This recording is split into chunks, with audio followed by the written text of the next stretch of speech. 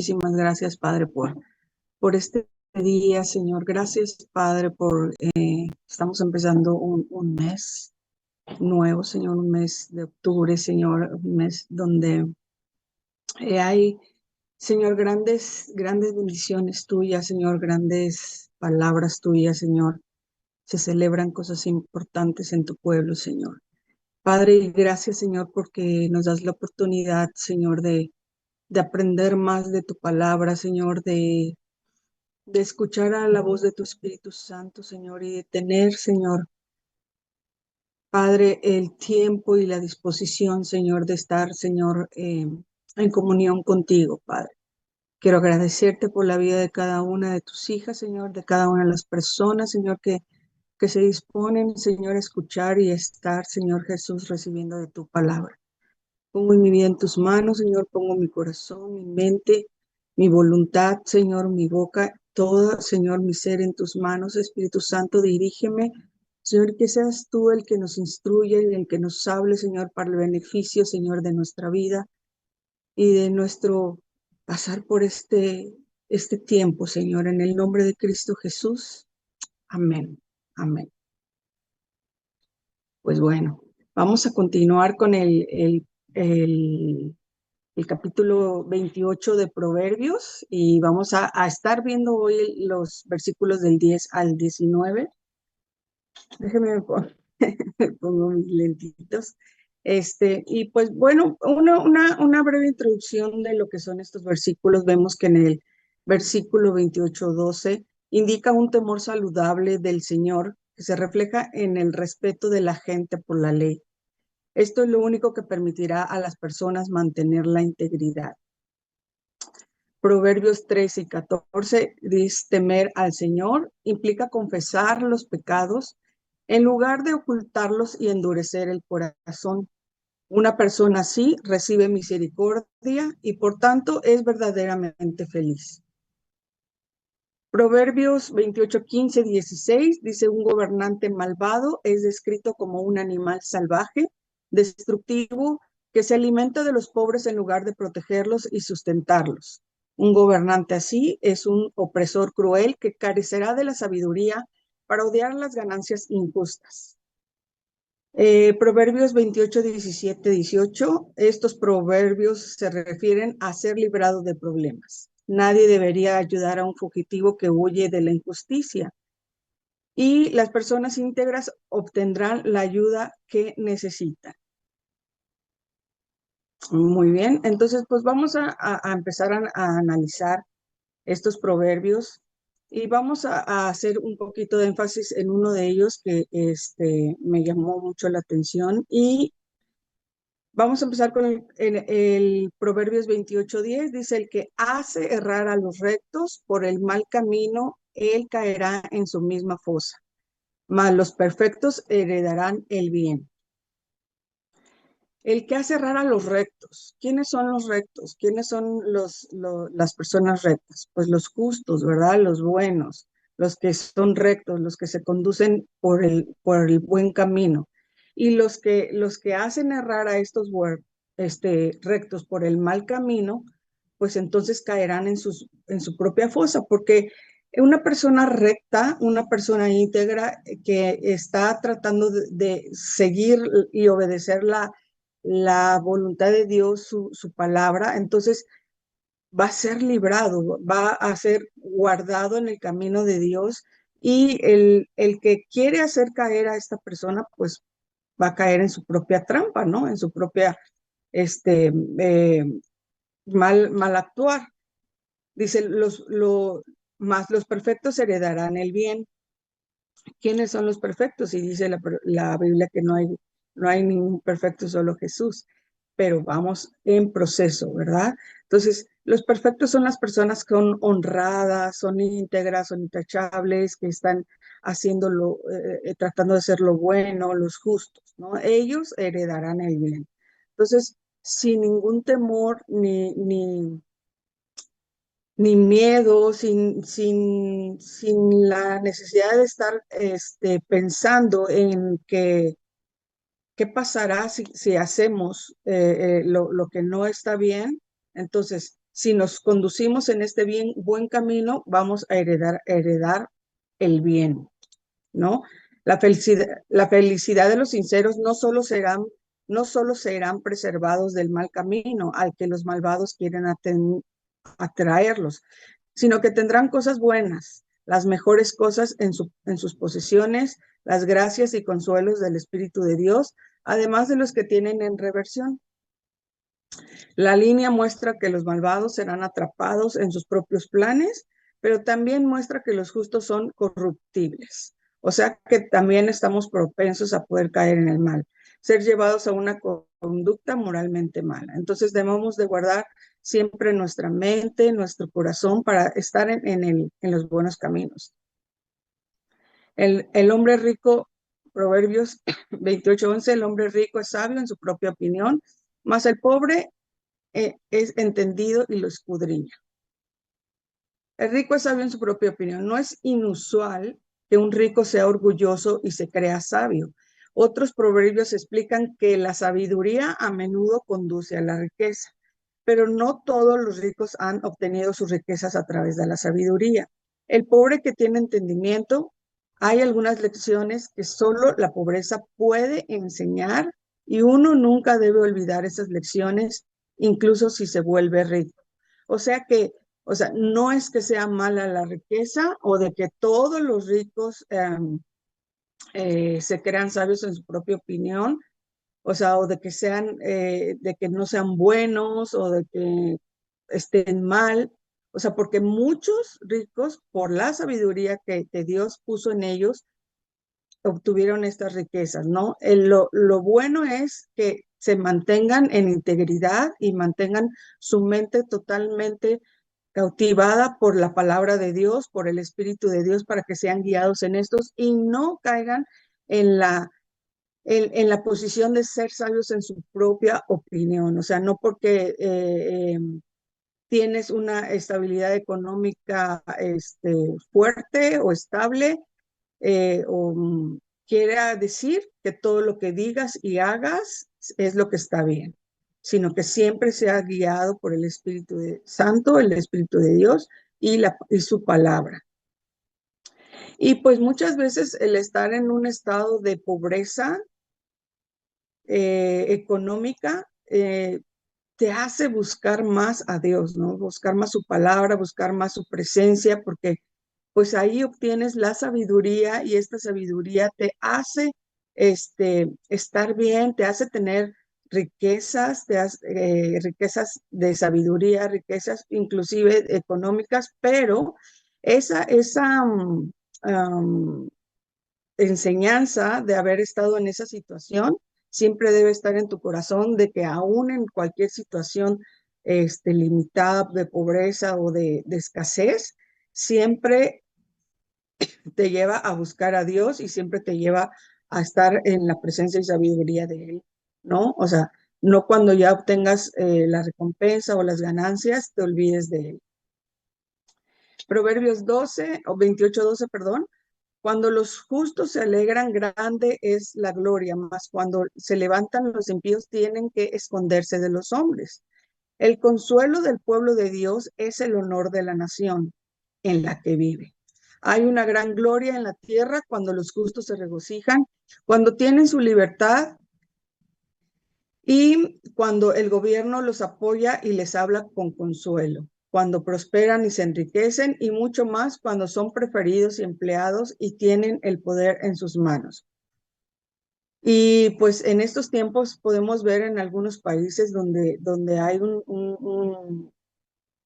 un dirigente o donde hay consejo bueno o donde hay armonía o donde hay el consuelo, la presencia de Dios, pues el pueblo está contento, el pueblo está alegre, ¿no? El progreso de los malvados es el eclipsamiento de la belleza de una nación. Cuando los malvados se levantan y ganan, se enfrentan a todo lo que es sagrado. Y entonces un hombre se esconde, un hombre bueno es empujado a la oscuridad. Se ve obligado a huir por su propia seguridad. Las corrupciones prevalecen tan generalmente que, como el tiempo de Elías, parece que no quedan hombres buenos. Los malvados andan tan densamente por todos lados. Los que tenemos la seguridad de conocer y de buscar la sabiduría y la presencia de Dios, vamos a tener muy en cuenta y más que nada que aquí nos los está mostrando Dios y nos los está enseñando ya en su palabra lo que puede suceder, ¿no? O sea, que cuando se levanten malvados o se levanten impíos o se levanten opresores, eh, lo que, lo que puede llegar a suceder es que el hombre se esconda, se intimide, pero nosotros podemos, aún en ese esconderse, pues, podemos escondernos en la presencia de Dios, en en su cuidado y buscarlo para tener la gracia y el favor de Él. Cuando no lo conoces y no lo tienes, entonces el temor y el miedo pues se apodera de las personas. Y bueno, en Proverbios 28:13 dice, el que encubre sus pecados no prosperará, mas el que los confiesa se aparta y alcanzará misericordia. Dice en Proverbios 28:13 en la en la, en la versión Reina Valera. Y quiero que ahí sí nos vamos a detener un poquito más, porque este versículo fue el que llamó mucho mi atención, por el cual yo puse el título a esta clase, ¿verdad? A este bosquejo. ¿Y por qué? Porque dice, el que encubre sus pecados no prosperará, mas el que los confiesa se aparta y alcanzará misericordia. Si se dan cuenta, en este versículo dice, mas el que confiesa y se aparta, o sea, no dice nada más el que confiesa alcanzará misericordia, dice y se aparta. Entonces, perdón, esta palabra de se aparta es como vas en un lugar o estás haciendo algo, o estás conviviendo con algunas personas que no están haciendo lo bueno, o estás conduciéndote en alguna situación que no está bien y te apartas de esa situación y te apartas de esas compañías o te apartas de esa conducta o algo y te arrepientes de estarlo haciendo, entonces vas a alcanzar misericordia. O sea, hablarlo, ¿sabes qué? Estoy haciendo mal, estoy mintiendo, estoy haciendo cosas malas, estoy pecando. Sí, lo confiesas, pero ¿te apartaste de hacerlo o solamente confesaste? El que encubre sus pecados no prosperará, dice la primera parte. Desde Adán y Eva, el instinto humano nos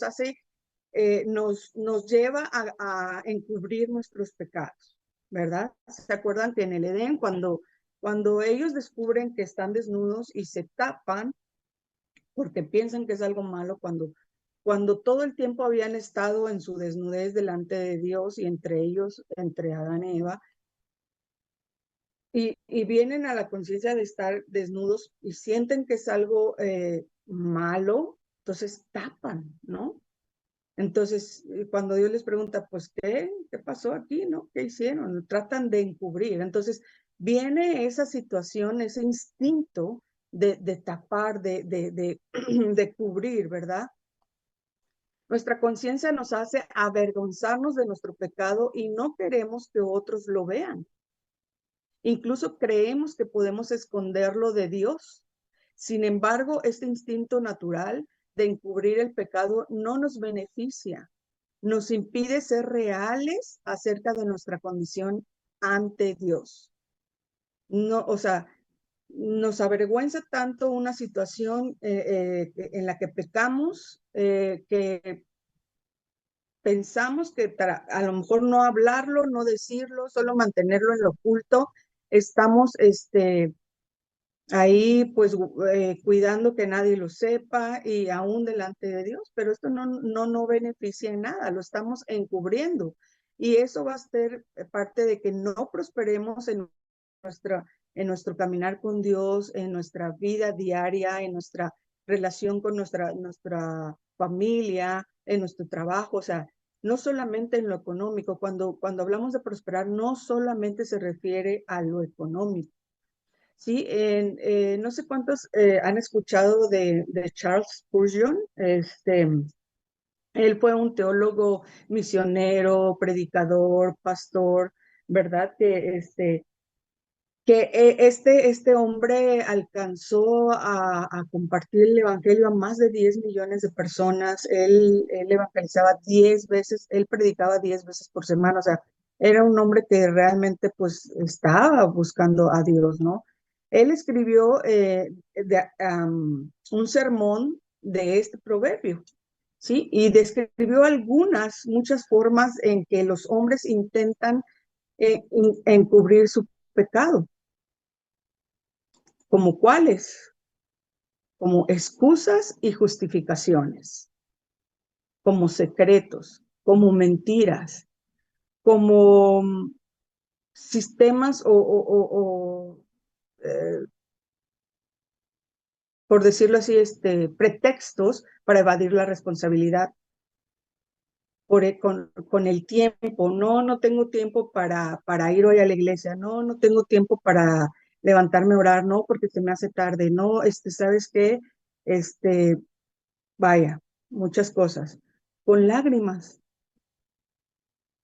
estamos encubriendo nuestro pecado. A veces nada más lloramos, pero no confesamos, no nos arrepentimos y estamos así encubriendo algo que está pasando dentro de nuestro corazón.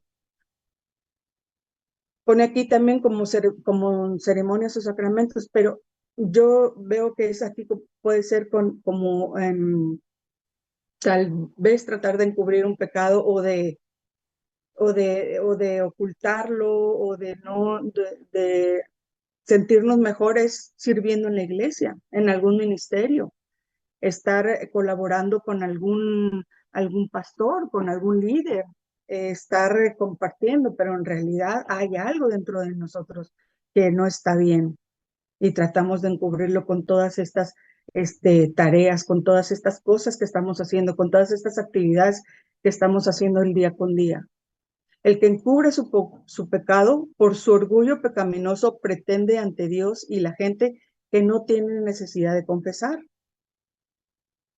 Por el orgullo, por decir, no, si yo estoy predicando, si yo estoy dando una clase, yo si estoy dando un devocional, si yo estoy sirviendo en la iglesia, si yo estoy en alabanza, shalala, entonces el pecado que yo tenga o la mentirita que dije o lo que sea, no tengo necesidad de decirla, ¿verdad? Porque con lo que hago es suficiente. Buscamos engañar.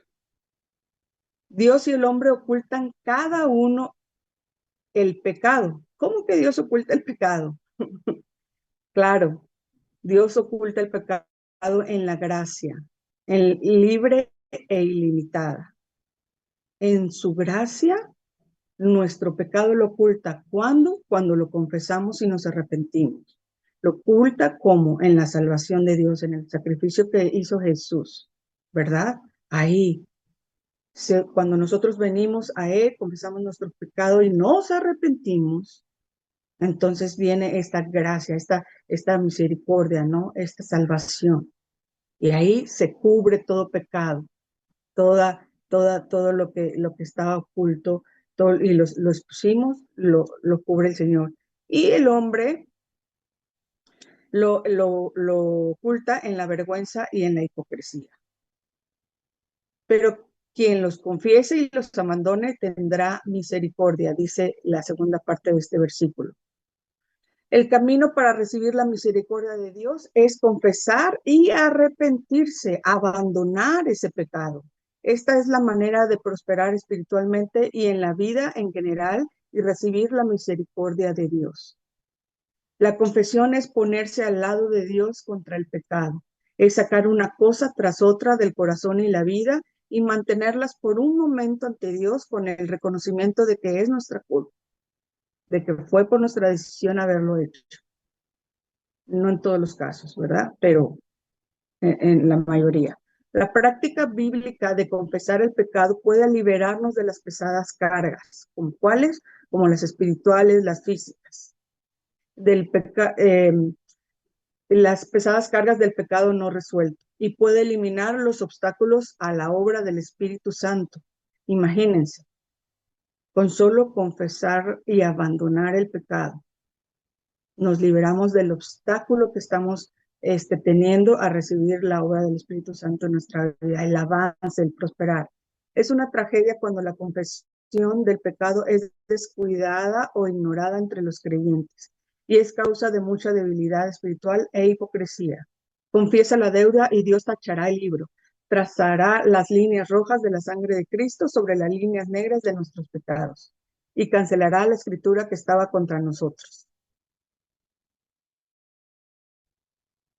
Eh, bueno, tengo un poquito más sobre esto. La confesión debe tener honestidad e integridad. Si confesamos sin una intención real de luchar contra el pecado, nuestra confesión no es completa y se burla de Dios. Evite por todos los medios la confesión falsa, la confesión sin verdadero quebrantamiento, dolor, y si no es profundamente real, no sirve de nada.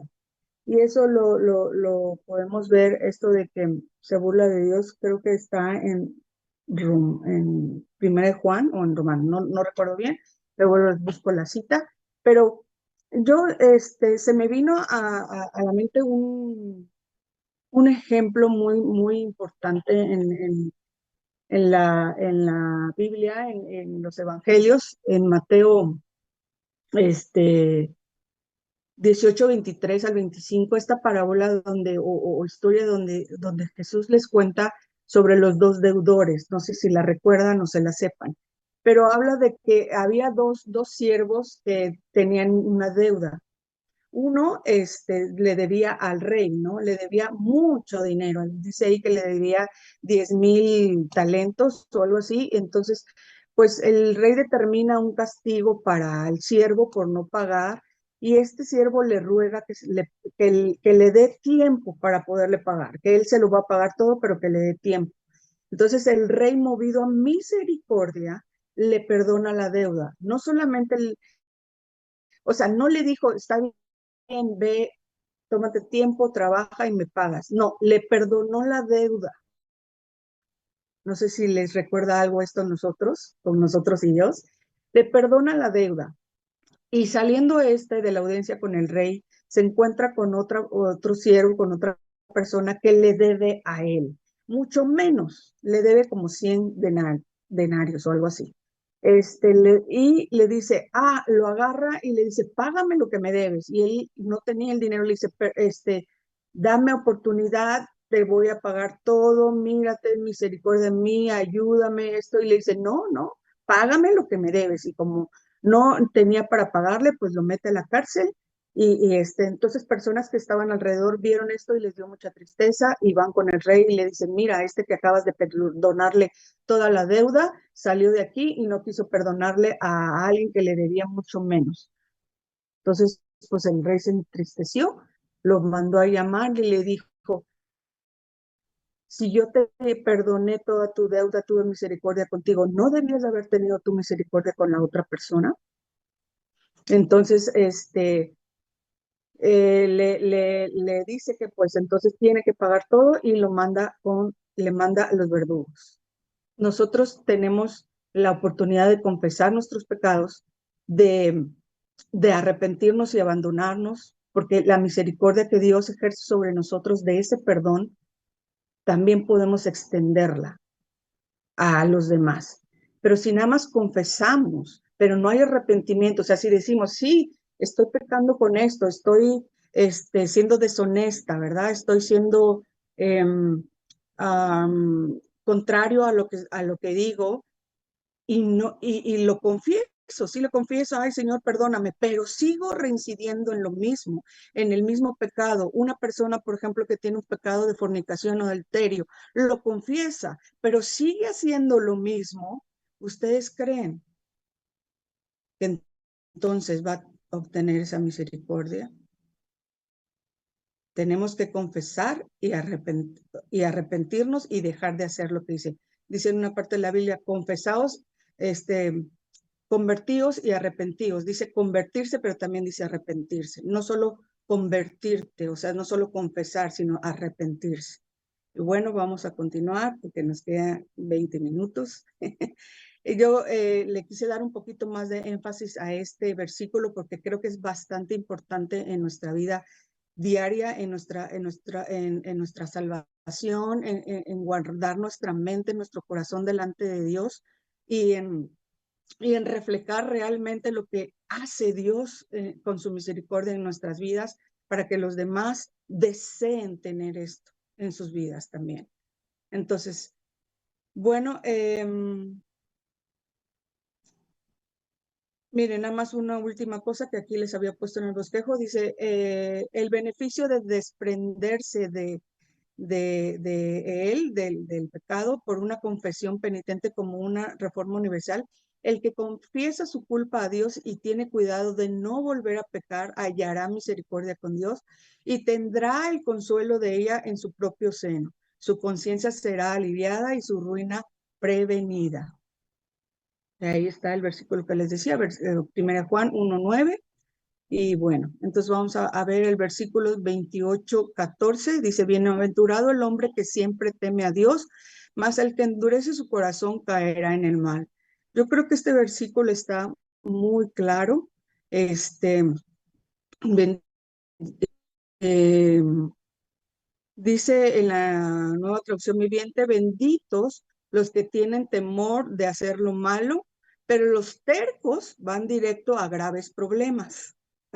Entonces, imagínense, o sea, bienaventurado el que siempre teme a Dios, el que está haciendo lo correcto, el que está caminando delante de Dios justamente, íntegramente, ¿verdad? Pero los que son tercos, que están neciando en de que querer hacer las cosas diferentes, en ser sabios en su propia opinión, en estar haciendo lo que no agrada a Dios, entonces van directo a graves problemas. Solitos nos acarreamos los problemas, ¿verdad?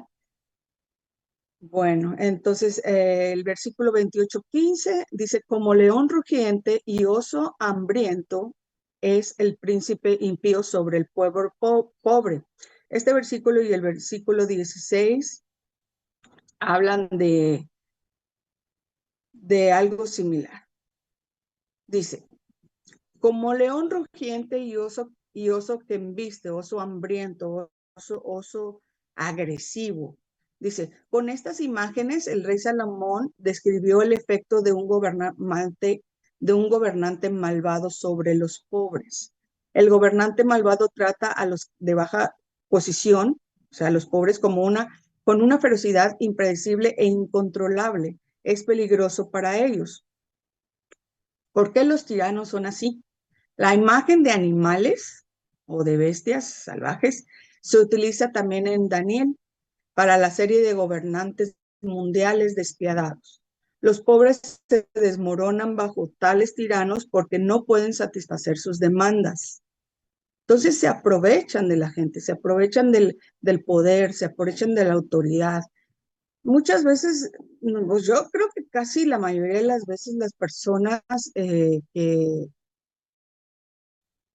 anhelan tener alguna situación de poder, de liderazgo, de gobierno, pues saben perfectamente que van a tener un control, ¿no? Sobre lo que estén liderando. En este caso, un gobernante de una nación, pues un presidente puede tener aparentemente el control de toda la nación. Hay otras situaciones como los poderes que participan en este gobierno, pero pues últimamente casi la última palabra pues la tiene el gobernante y de ahí se aprovechan a, este, a la gente, con la gente vulnerable, con la gente de más bajos recursos, con la gente de menos conocimiento o de entendimiento intelectual, vaya, o sea, personas que no tienen la capacidad de levantar la voz, ¿no? De, de exigir tal vez. Entonces aquí se está escribiendo a estas personas como un león rugiente, como un oso hambriento. El gobernante malvado oprime al pueblo, especialmente el pueblo pobre, robándole lo poco que tiene y haciendo de él una presa, como sea que lo llamemos. Esta escritura lo llama león rugiente o oso hambriento. Con respecto a su carácter, es brutal, bárbaro y sediento de sangre. Es más digno de ser incluido entre las bestias de presa, las más salvajes y que de ser considerado entre ese noble rango de seres cuya gloria es la razón y la humanidad. Y en cuanto al daño que causa a sus súbditos, es terrible como el león rugiente que hace temblar el bosque. Devora como un oso hambriento y cuando más necesitado es, más daño hace y más ávido de ganancias es. Proverbios 28:16 dice, el príncipe falto de entendimiento multiplicará la extorsión, mas el que aborrece la avaricia prolongará sus días. Este del príncipe falto de entendimiento, el príncipe también se refiere a un gobernante de una nación como en el versículo anterior, pues lo asemejaba a estos animales, pero dice aquí hay algo bien importante, dice el príncipe falto de entendimiento. O sea, un gobernante, un presidente, algún líder de una nación que no tiene el entendimiento y el entendimiento que trae libertad, que trae verdad, que trae la enseñanza, que trae un proceder correcto, es el de la palabra de Dios, no hay más. O sea, en la Biblia encontramos todos los lineamientos y mandamientos y formas de actuar y situaciones, hasta la que menos nos imaginemos, están ahí descritas. Todo lo que necesitamos saber para conducirnos está ahí. Y dice también en otra palabra, en otro versículo de la Biblia, que la verdad, discúlpeme, soy muy mala en retención de memorizar versículos, pero dice, mi pueblo perece por falta de entendimiento. O sea, si Dios está diciendo que un pueblo está padeciendo porque no entiende, porque no comprende, imagínense un gobernante falto de entendimiento, pues no conoce realmente lo que es conducir a una nación, a un pueblo de manera correcta, de manera bien. Entonces, multiplicará la extorsión, multiplicará el abuso, multiplicará todas las cosas que oprimen a un pueblo. Qué terrible es esto.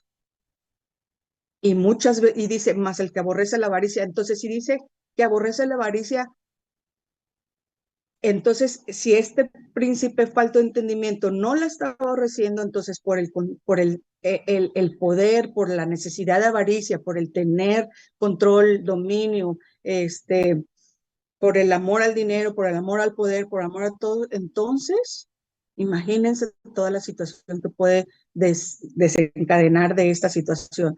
Pero si aborrece la avaricia, prolongará sus días. Así que aquí se insinúan dos cosas como causas de la mala administración de los príncipes. Una es el amor al dinero, que es la raíz de todos los males, y otra es la falta de consideración. El amor al dinero pues odiar la codicia aquí se opone a la opresión, según el carácter de Moisés, de buenos magistrados, hombres que temen a Dios y odian la codicia. No solo no siendo codiciosos, sino odiándola y sacudiendo las manos de la aceptación de sobornos. Un gobernante que es codicioso no hará justicia ni amará la misericordia, sino que el pueblo bajo su mando será comprado y vendido. Ahí está la avaricia, ¿no? El poder, o sea, ah, sabe cuál es la justicia, pero si te paso aquí una lanita, me olvido, ¿verdad? O sea, wow. Del amor al dinero y la falta de consideración. El que odia la codicia prolongará su gobierno y la paz. Será feliz en el afecto de su pueblo y la bendición de su Dios. Es tanto el interés como el deber de los príncipes reinar en justicia. Por lo tanto, los opresores y los tiranos son los mayores tontos del mundo. Les falta entendimiento. no se preocupan por su propio honor, comodidad y seguridad, sino que sacrifican todo a su ambición de un poder absoluto y arbitrario. Podrían ser mucho más felices con los corazones de sus súbditos que en sus cuellos o propiedades. Eso sería lo más genial, ¿no? O sea, de que un gobernante, el ver a su pueblo feliz, el ver su pueblo armonioso, bien, que viva bien, en armonía y todo eso, que eso fuera su satisfacción, que ese fuera su verdadero deseo de estar en ese lugar de poder, de liderazgo, ¿verdad? Pero no, sería más bueno, ¿verdad? Ver los corazones de sus súbditos felices que en sus cuellos o en propiedades. Pero bueno. Y Proverbios 28:17 dice, el hombre cargado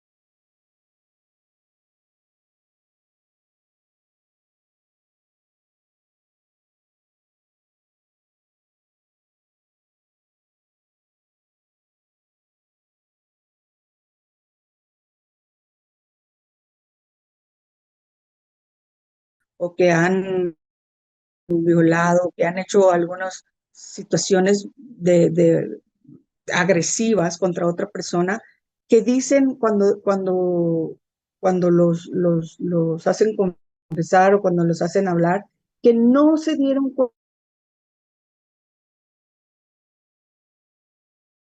cuenta, no saben por qué lo hicieron.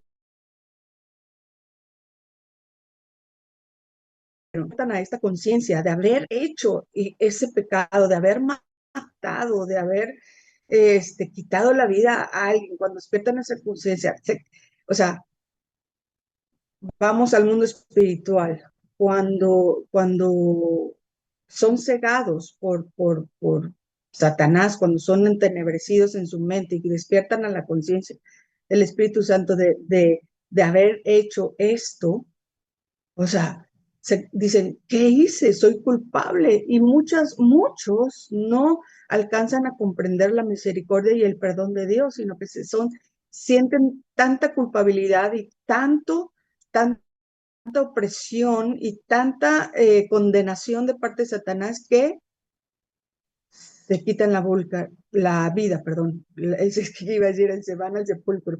Por eso dice este proverbio, el hombre cargado de sangre de alguno o irá hasta el sepulcro. O sea, no pueden con la culpa, no pueden con la situación de dolor al ver lo que hicieron. Entonces, ellos mismos se castigan, ¿no? Se quitan la vida. El deber del vengador de la sangre, ya sea el magistrado o el pariente más cercano o quien quiera que esté involucrado en hacer la inquisición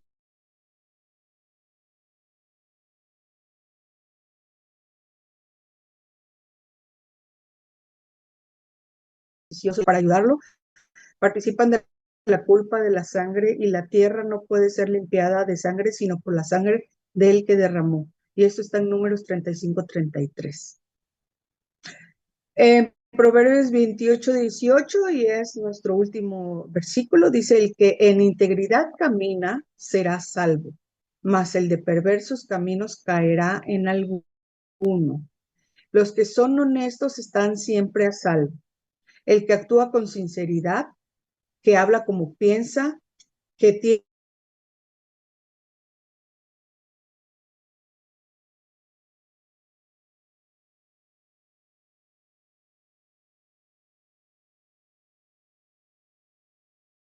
un ojo,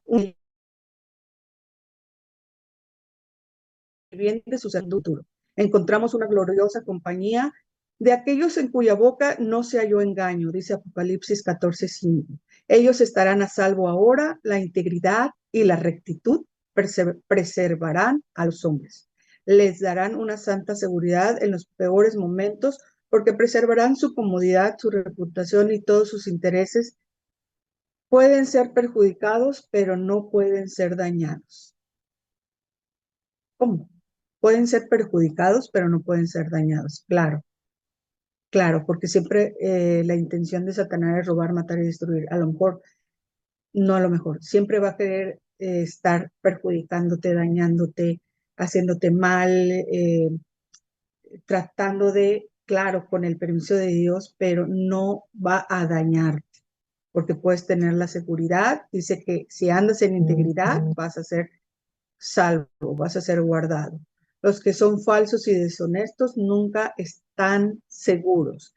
El que es perverso en sus caminos, que piensa asegurarse mediante prácticas fraudulentas, mediante disimulación y traición, o mediante una propiedad mal adquirida, caerá, sí, caerá de inmediato, no gradualmente y sin previo aviso, sino de repente, sin previo aviso, porque está menos seguro cuando está más seguro.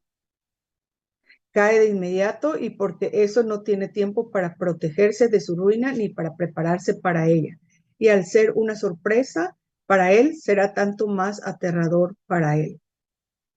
Esto tiene un poquito de similitud con el que se cree sabio en su propia opinión, creyendo hacer lo que está bien, creyendo hacer lo que no hace mal daño a nadie, creyendo que si es para su beneficio y beneficio de su familia está bien hecho y no está bien delante de Dios. Entonces dice la palabra, más el perverso de caminos caerá en alguno. O sea, si tú estás haciendo cosas deshonestas, estás haciendo cosas falsas, cosas que no le agradan a Dios, entonces pues te va a tomar de sorpresa la consecuencia, ¿no? Y pues bueno, yo le puse aquí como conclusión: el camino para recibir la misericordia de Dios es confesar y arrepentirse, abandonar nuestro pecado. Esta es la manera de prosperar espiritualmente y en la vida en general y recibir la misericordia de Dios. Eh, la voluntad de confesar precedida del arrepentimiento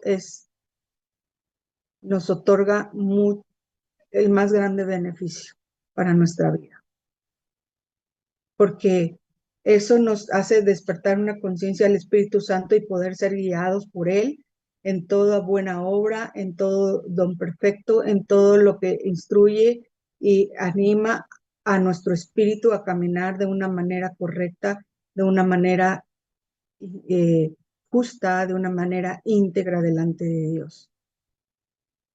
Y créanme que esto es lo que nos va a dar la felicidad, la confianza y la seguridad de que un día lo estaremos con Él cara a cara y de que estamos viviendo una vida bien aquí en la tierra, aunque todo lo de alrededor nos diga lo contrario, aunque todo lo que estemos viendo o escuchando a nuestro alrededor se vea diferente.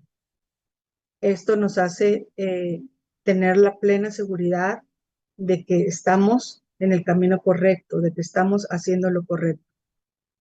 Yo creo que por eso este libro de Proverbios es muy importante y engloba, mm, yo creo que muchas cosas, mucha palabra, mucha enseñanza de lo que viene en las Escrituras.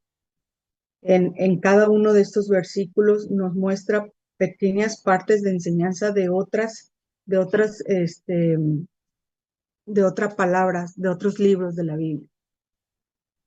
Y pues bueno, ya terminamos con estos versículos y me gustaría que oráramos una oración para darle gracias a Dios. Señor, te doy muchísimas gracias por tu amor y por tu misericordia, Señor. Gracias, Padre, porque nos enseñas a cómo tener esta gracia, Señor, este don inmerecido, Señor, de perdón, de salvación, Señor, y que guardes nuestra mente y nuestro corazón, Señor, a la obediencia de Cristo, Señor, a la obediencia de tu palabra, a la obediencia de tu mandato, Señor, de tu amor por nosotros, Padre. Que podamos, Señor, ser un reflejo de tu presencia, Señor, en nuestras vidas. Que tu luz, Señor, sea en nosotras, Señor, y que cada una de las personas, Señor, que reciban, Señor, tu enseñanza, tu amor, tu palabra, Señor, puedan, Señor, ser totalmente llenas en su mente y en su corazón, Señor, para poder vivir, Señor, para poder hablar, Señor, para poder soñar, comer todos los días de ti, Señor, en el nombre de Cristo Jesús. Bendigo y bendice la vida, Señor, de cada una, Señor, de las mujeres, Señor, en sus hogares, en sus trabajos, Señor, en su caminar diario, Señor, y en que cada día, Señor, nos encontremos, Señor Jesús, aceptas delante de ti, Padre. Te doy muchas gracias y te pido todo esto en el nombre de tu Hijo Jesucristo. Amén y amén. Pues muchas